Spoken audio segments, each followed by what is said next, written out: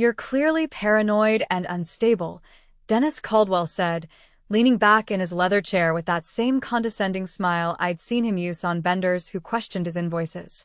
The late afternoon sun, filtering through the panoramic windows of his corner office, cast long, ominous shadows across his polished mahogany desk, making the expensive silver pen set gleam like a row of miniature daggers. "Nobody will believe a word you say." His voice was smooth, almost gentle, a stark contrast to the venomous words he uttered. I stood before him, my hands clenching a simple manila folder. My heart was a frantic drum against my ribs, but my face, I prayed, was a mask of calm professionalism. Inside that folder was enough evidence to not just end his career, but to shatter the pristine, respectable image he had so carefully constructed.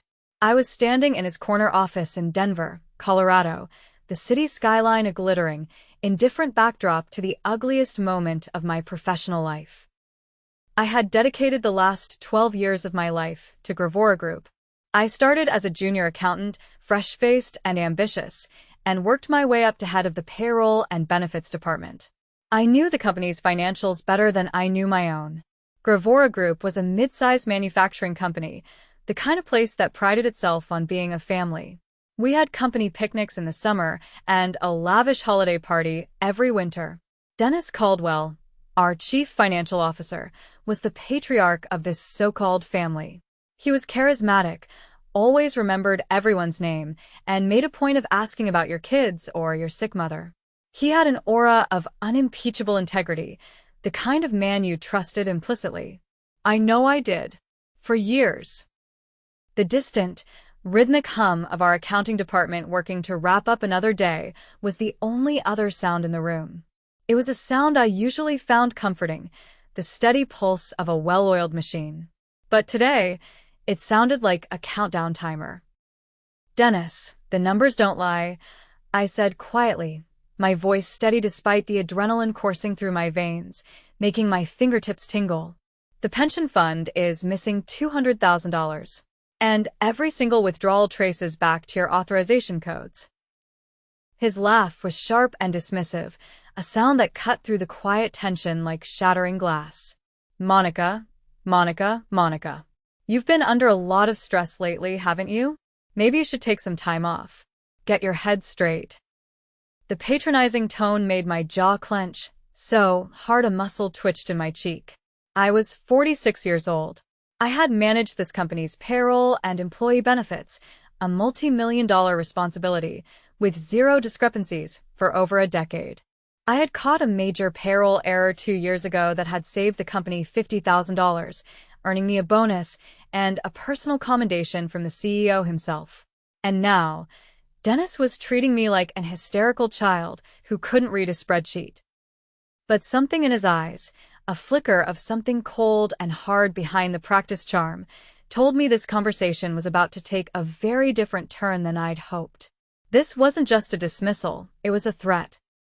My journey to this disastrous confrontation began 3 weeks ago, during our standard quarterly audit. It was a tedious process, but one I took immense pride in. Precision was my craft. I was reviewing the pension fund distributions when I noticed it, a small anomaly, a transaction that didn't quite fit the established pattern. It was a withdrawal of $12,500, coded as a hardship distribution. Not unheard of, but the authorization came through on a weekend, which was unusual. I flagged it for review and moved on. Initially, I chalked it up to a clerical error, perhaps a new system glitch. But a nagging feeling, the kind that had served me well throughout my career, wouldn't let it go. That night, I couldn't sleep. I kept seeing that line item in my mind. The next day, I started digging. I told myself it was just for my own peace of mind, to prove that everything was in order. I pulled the records for the past 18 months, and there it was again, and again. Irregular withdrawals, always between $8,000 and $15,000, always authorized by Dennis's code, and always funneled to a vendor account I'd never seen before, Goldthorn Industries. We worked with a Goldthorn Manufacturing, a legitimate parts supplier but not Industries. The difference was subtle, easily overlooked in a cursory review. My blood ran cold. This wasn't a glitch. This was a pattern. This was deliberate. I felt a wave of nausea. This was Dennis. The man who had mentored me, who had praised my diligence, who had sent a lavish flower arrangement when my father passed away. It couldn't be. But the numbers were irrefutable. I started working after hours, my office door locked, the glow of my monitor the only light. I created a separate, encrypted drive, a ghost in the machine, and began methodically documenting everything. I found 3 other shell companies, all with names deceptively similar to our real vendors. Nexera Labs became Nexera Solutions. Summit Logistics became Summit Group. Each one was a black hole, sucking money from the retirement funds of people I'd known for years. People like Janet in shipping, a sweet woman with weathered hands and a warm smile, who was just 3 years from retirement and talked endlessly about the little seaside cottage she was going to buy. People like Carlos in maintenance, who had been faithfully contributing for 8 years to build a better future for his 4 children. Dennis was stealing from them. From us. The weight of the discovery was crushing. What was I supposed to do? Go to the CEO? Dennis had the CEO's ear. They played golf together every Saturday. He could easily paint me as incompetent or, worse, malicious. He could ruin me. That's when I remembered the Colorado Financial Ethics Advisory Board. I had spent 5 years volunteering with them before my workload at Gravora became too demanding. I helped small businesses implement proper oversight procedures to prevent fraud. Through that work, I developed relationships. I knew people who specialized in exactly this kind of poison. My first call was to Patricia Wong, a razor-sharp forensic accountant I'd worked with on a particularly nasty embezzlement case a few years back. The second was to Thomas Rodriguez, a senior investigator with the Department of Labor, a man whose quiet intensity was more intimidating than any shouting could ever be. I had met him at a workshop on pension security 3 years earlier, and he'd given me his direct number with a simple instruction: call me if you ever encounter anything suspicious. I had laid out the situation to them in a series of encrypted emails and hushed phone calls from a burner phone I bought for cash. I explained that I was going to confront Dennis, but that I suspected he would try to terminate me and discredit me. They advised me on how to proceed, what to say, and what to expect. They told me to prepare for the worst. So I did. I knew that the manila folder I held in my hand was just for show. The real evidence, the meticulously cross-referenced spreadsheets, the forged authorization forms, the corporate registration documents for the shell companies, all of it was safe on my encrypted drive, with copies already in the hands of federal authorities. I've triple-checked everything, I continued, my voice betraying none of my inner turmoil. I opened the folder to show him the printed spreadsheets, the tip of the iceberg. The quarterly audit flagged these transactions, and when I dug deeper... When you what? Dennis stood abruptly, his face flushing a dangerous shade of red. The charming mask was gone, replaced by pure, unadulterated fury. You went digging through confidential financial records without authorization? That's a serious violation of company policy, Monica. My heart started racing, but not from fear. From anger. A white-hot, righteous anger that burned away any last shred of doubt or apprehension. This man had been stealing from our employees' retirement funds, money that belonged to people like Janet and Carlos, and he had the audacity to turn this around on me. Those records are part of my job responsibilities, I said, keeping my voice level. Managing the pension fund distributions falls under. Not anymore, it doesn't. He snatched his phone from the desk. His fingers, usually so steady, trembled slightly as he stabbed at the screen. Security? Yes. I need an escort to human resources. We have a terminated employee who needs to be walked out immediately.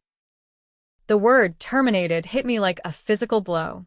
In all my years at Gravora Group, I never even received a written warning. My performance reviews were consistently excellent. And now, because I discovered his theft, I was being fired. But as I watched Dennis hang up the phone, a satisfied, triumphant smirk returning to his face, I realized something important. He just made a catastrophic mistake. 20 minutes later, I was clearing out my desk while a stone-faced security guard watched my every move. The entire accounting department had gone silent, their eyes following me as I packed 12 years of my professional life into a flimsy cardboard box.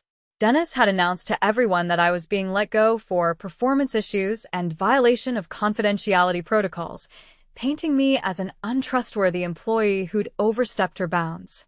I could see the confusion and disbelief in my colleagues' faces. Jennifer, my closest work friend, kept glancing between me and Dennis's office with obvious bewilderment. We'd had lunch together just yesterday, and I'd seemed perfectly fine. Janet from shipping, her brow furrowed with concern, even walked over to ask if I needed anything, her weathered hands patting my shoulder gently. "I'm okay," I told her softly, though my hands were shaking slightly as I packed my personal items. "Just take care of yourself, Janet. Make sure you keep track of your pension statements, all right?" She nodded, not understanding the deeper meaning behind my words, but something in my tone made her promise she would. What Dennis didn't know, what nobody in that office knew, was that I'd been preparing for this possibility since the moment I'd first spotted the discrepancies 3 weeks ago. My background wasn't just in accounting, and I'd learned to think like an investigator. The manila folder Dennis had dismissed so confidently was just a fraction of what I'd uncovered. The real evidence was stored on an encrypted drive that I'd been building methodically for weeks. Every suspicious transaction, every forged authorization, every attempt to cover his tracks, it was all documented, cross-referenced, and backed up in multiple secure locations. As I walked toward the elevator with my box of belongings, Dennis emerged from his office, probably wanting to make sure I actually left the building. He caught my eye and gave me that same condescending smile. "Monica," he called out, loud enough for half the office to hear, ensuring my humiliation was public. "I hope you understand this is for the best. Sometimes people just aren't cut out for positions of responsibility." I stopped walking and turned to face him. Every eye in the department was on us now, and I could feel the weight of their attention. For a fleeting moment, I considered telling everyone exactly what kind of man they were working for. But I had a better plan. "You're absolutely right, Dennis," I said, with a smile that didn't reach my eyes. "Some people really aren't cut out for positions of responsibility." "Sure, just wait." The confusion that flickered across his face was deeply satisfying. That evening, I sat in my home office in my modest ranch house on the outskirts of Denver, staring at the cardboard box from my old job. While I made the most important phone call of my professional life, the encrypted drive sat next to my laptop, containing enough evidence to potentially send Dennis to federal prison. "Patricia, it's Monica Delgado," I said when the forensic accountant answered. "How bad are we talking?" Patricia's voice was all business, which I appreciated. $200,000 stolen from employee retirement funds over the past 18 months, possibly more, I said, pulling up the detailed spreadsheets on my laptop screen. "The perpetrator is the chief financial officer of a mid-sized manufacturing company, and he terminated my employment today when I confronted him about it." The silence on the other end told me Patricia understood the gravity of the situation. "Monica, you know I have to ask. Are you absolutely certain about these numbers?" "I've checked them 7 different ways," I replied, scrolling through the evidence I'd compiled. "The transaction patterns are clear, the authorization codes are forged, and I have documentation showing he created false vendor accounts to funnel the money through. This isn't a mistake or an oversight." Patricia's sigh was audible through the phone. "Send me everything you have, encrypted obviously. And, Monica, don't talk to anyone else about this until we've had a chance to review the evidence. If this is as clear-cut as you're describing, we're going to need to bring in the Department of Labor's investigative division." After I hung up with Patricia, I made my second call to Thomas Rodriguez. "Thomas, this is Monica Delgado from the Colorado Ethics Board," I said when he answered. "I need to report a significant pension fraud case, and I believe it falls under federal jurisdiction." "Tell me what you've got, Monica." As I explained the situation, I could hear Thomas taking notes. When I mentioned the dollar amount and the systematic nature of the theft, his questions became more pointed and urgent. "Monica, I need you to understand something," Thomas said after I'd finished my summary. "If what you're describing is accurate, this isn't just embezzlement. This is a federal crime that affects the retirement security of dozens of working families. The FBI is going to want to move quickly on this." I felt a cold satisfaction settle in my chest. Dennis thought he could intimidate me into silence, thought my word wouldn't carry weight against his position of authority. He had no idea that I'd already set wheels in motion that he couldn't stop. "I understand completely," I told Thomas. "When do we start?" 3 days after my termination, I was sitting in a sterile conference room at the Denver field office of the Department of Labor, watching Patricia Wong walk 2 federal investigators through the financial evidence I'd compiled. Special Agent Rebecca Foster from the FBI's White-Collar Crime Division sat across from me, her sharp eyes focused on the spreadsheets covering the conference table like a general studying battle plans. "This is exceptional documentation, Monica," Agent Foster said, her voice carrying the kind of authority that made people take notice. "Most pension fraud cases take months to build this level of evidence. How long were you tracking these discrepancies?" "About 3 weeks, from start to finish," I replied, feeling oddly calm despite the surreal nature of the situation. Once I identified the pattern, it was just a matter of following the electronic trail. Dennis wasn't particularly sophisticated in covering his tracks. He seemed to think his position would protect him from scrutiny. Thomas Rodriguez, the Department of Labor investigator I'd contacted, leaned forward with interest. "What made you start looking in the first place?" "Our quarterly audit flagged some unusual withdrawal patterns," I explained, pointing to the timeline I'd created. "The amounts weren't enormous individually, usually between $8,000 and $15,000, but the frequency was wrong. Pension fund distributions should follow predictable patterns based on employee retirement schedules and emergency hardship applications. These transactions didn't match any of our documented employee requests." Agent Foster exchanged a look with her partner, Agent David Chen. "And when you confronted your supervisor about these discrepancies?" "He terminated my employment within 24 hours, I said, unable to keep a slight edge from my voice. "Claimed I was paranoid and unstable, said nobody would believe me.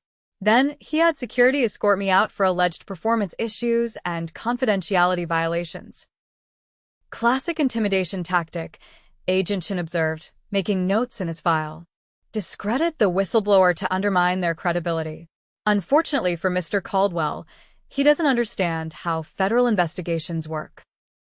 Patricia looked up from the financial documents she'd been reviewing. "Monica, I need to ask about your access to these records. Were you authorized to conduct this level of financial investigation?" "Absolutely," I said firmly.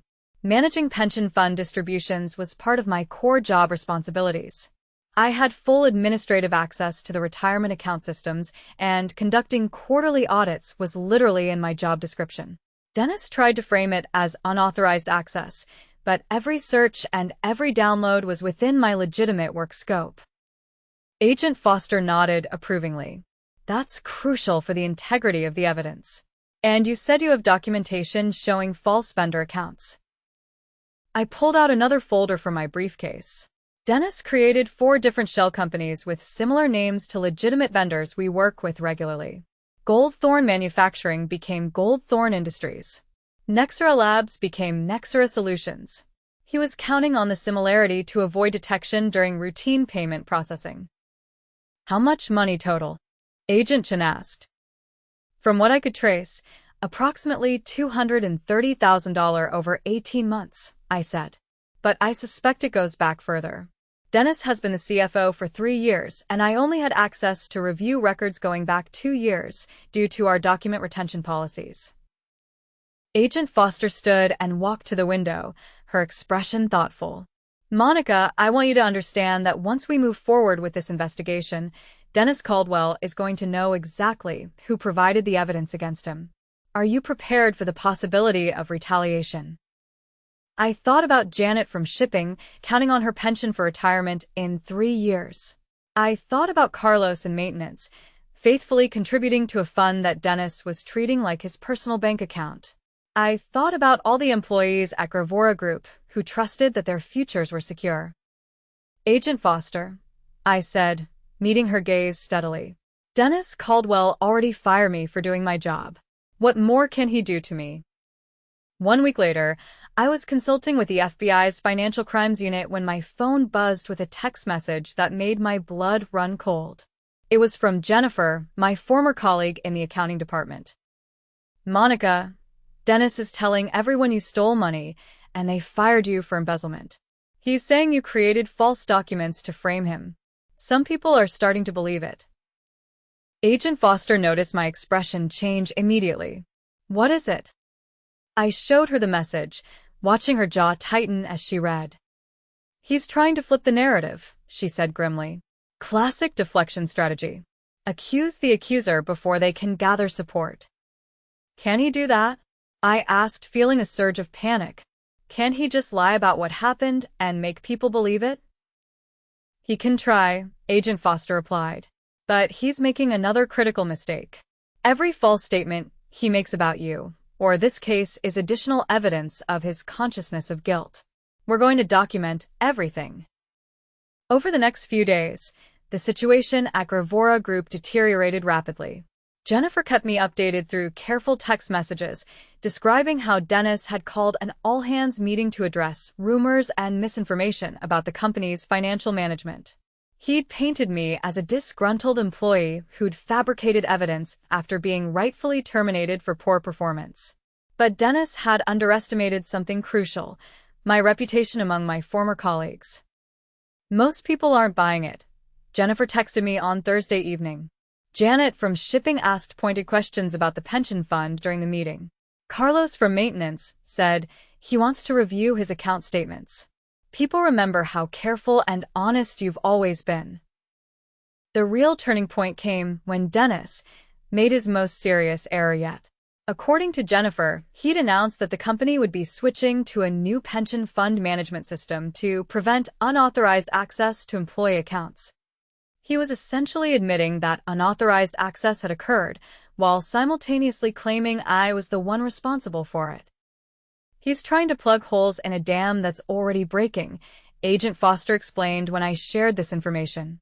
The new system announcement is evidence that he knows there are vulnerabilities in the current system, vulnerabilities he created to facilitate his theft. Patricia Wong had been working around the clock to verify every transaction I'd identified, and her preliminary findings were even more damaging than we'd initially suspected. Monica, he wasn't just stealing pension contributions, she told me during a conference call with the federal team. He was also skimming from the company's matching contributions. The total theft is approaching $300,000. That changes the federal sentencing guidelines significantly, Agent Chin noted. We're now looking at potential charges under multiple statutes, including mail fraud, wire fraud, and violation of the Employee Retirement Income Security Act. But the most shocking discovery came when Patricia traced the money Dennis had stolen. Instead of finding evidence of gambling debts or personal financial problems, she uncovered something much more calculated. He wasn't spending this money on lifestyle expenses, Patricia explained, showing U.S. bank records the FBI had obtained through court orders. He was investing it. Stock purchases, cryptocurrency, real estate speculation. He was treating the pension fund like his personal investment portfolio. The cold calculation of it made my stomach turn. This wasn't desperation or addiction. It was pure greed. Dennis had systematically stolen from hardworking employees because he thought he could generate higher returns than the pension fund's conservative investment strategy. Agent Foster, I said, looking at the evidence spread across the conference table. When are you planning to move on this? She checked her watch. The warrants are being finalized now. We'll execute them tomorrow morning at 9 a.m., right when Dennis arrives at the office. I felt a dark satisfaction building in my chest. In less than 12 hours, Dennis Caldwell was about to have the worst day of his professional life. The morning of the raid, I wasn't at Gravora Group, but I didn't need to be. Agent Foster had arranged for me to monitor the operation from the FBI field office, where I could watch through live video feeds from the agent's body cameras and provide real-time guidance about the company's financial systems and document locations. At exactly 9 a.m., I watched on multiple screens as 12 federal agents in dark suits walked through the main entrance of Gravora Group. The receptionist's shocked expression was clearly visible as Agent Foster presented the sealed warrant to search the premises and seize financial records. "Where is Dennis Caldwell's office?" Agent Foster asked the receptionist, who pointed toward the corner office with a trembling hand. Through Agent Chen's body camera, I watched them approach Dennis's office. He was just settling in with his morning coffee, probably planning another day of covering up his crimes and spreading lies about me. When he looked up and saw the federal agents, his face went from confusion to recognition to absolute terror in the span of about 3 seconds. "Dennis Caldwell?" Agent Foster's voice was calm and professional. "I'm Special Agent Foster with the FBI. We have a warrant to search these premises in connection with an investigation into pension fund fraud." Dennis's coffee cup slipped from his hands, splashing across his mahogany desk and soaking the same financial reports he'd been reviewing when I confronted him 2 weeks earlier. The irony wasn't lost on me. "There must be some mistake," Dennis stammered, his voice higher than usual. "I don't know anything about pension fund fraud. This is about Monica Delgado, isn't it? I told you she was unstable. She fabricated evidence to get revenge after we fired her." Agent Chen stepped forward with the warrant paperwork. "Mr. Caldwell, you have the right to remain silent. But we need you to step away from your computer and allow our forensic team to secure your electronic devices." Through the video feed, I watched Dennis's face cycle through emotions I'd never seen from him before: panic, desperate calculation, and finally, a defeated recognition that his carefully constructed lies were collapsing around him. The search of his office revealed even more evidence than we'd expected. In addition to seizing his computer and financial files, the agents found handwritten notes detailing his shell company scheme, including passwords and account numbers he'd apparently been too arrogant to properly hide. But the moment that satisfied me most came when Agent Foster asked Dennis about the missing pension funds directly. "Mr. Caldwell, can you explain why employee pension contributions totaling approximately $300,000 were transferred to accounts under your control?" Dennis's response was exactly what I'd expected from him. "That's impossible. The pension fund is completely secure. Monica Delgado had unauthorized access to those systems, and she must have manipulated the records to make it look like I was involved." Agent Foster's expression didn't change, but I could hear the satisfaction in her voice when she replied, "Mr. Caldwell, we have independent forensic confirmation of these transactions from the bank's own records. We also have documentation showing that you personally authorized each transfer using your administrative credentials. These aren't manipulated files. They're federal banking records." The silence that followed was deafening. Through the camera feed, I could see Dennis realizing that his lies were useless against documented federal evidence. His shoulders slumped, and for the first time since I'd known him, he looked genuinely small. As the agents continued their search, word spread throughout the office. I could see employees gathering in confused clusters, whispering among themselves as they watched federal agents systematically dismantling Dennis's world. Janet from shipping stood near the elevator, her face a mixture of shock and growing understanding. The man who'd called me paranoid and unstable was now being read his rights by the FBI while his office was searched for evidence of federal crimes. 6 months later, I sat in the federal courthouse in Denver, watching Dennis Caldwell face the consequences of his actions. The courtroom was packed with Gravora Group employees, many of whom had taken time off work to witness their former CFO's sentencing hearing. Dennis looked nothing like the confident, condescending man who'd fired me. His expensive suits had been replaced by a basic gray outfit, his face was gaunt, and his hands shook slightly as he stood before Judge Margaret Harrison. The federal investigation had uncovered evidence of theft totaling over $400,000, far more than even I had initially suspected. "Mr. Caldwell," Judge Harrison said, her voice carrying the weight of federal authority, You systematically stole from the retirement accounts of dozens of hardworking employees over a period of nearly 3 years.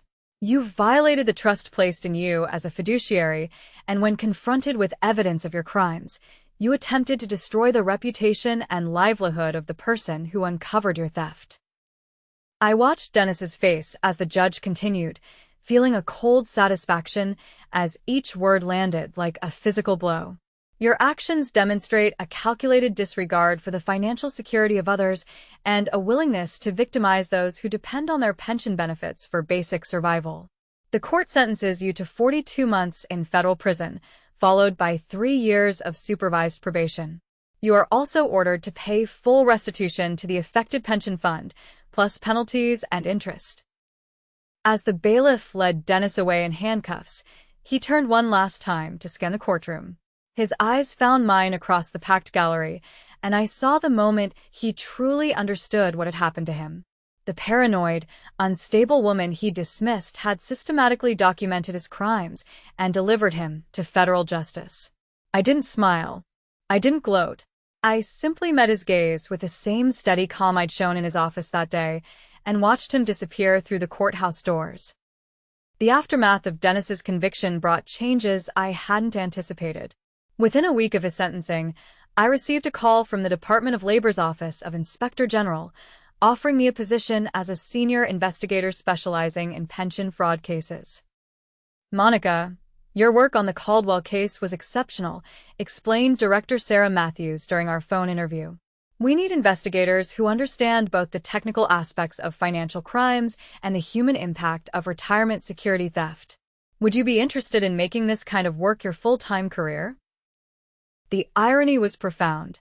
Dennis had fired me for doing my job too well, and now the federal government wanted to hire me for exactly the same skills he'd tried to silence. I accepted the position immediately. My first case as a federal investigator involved a construction company in Colorado Springs where the owner had been diverting pension contributions to fund personal real estate investments. The pattern was remarkably similar to Dennis's crimes, but this time I approached it with federal authority and resources.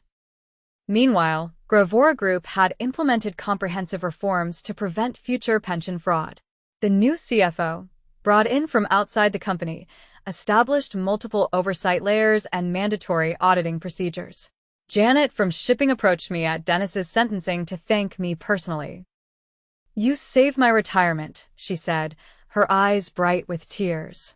"I was 3 years away from retiring, and if he'd kept stealing, I don't know what I would have done." That conversation made everything worthwhile.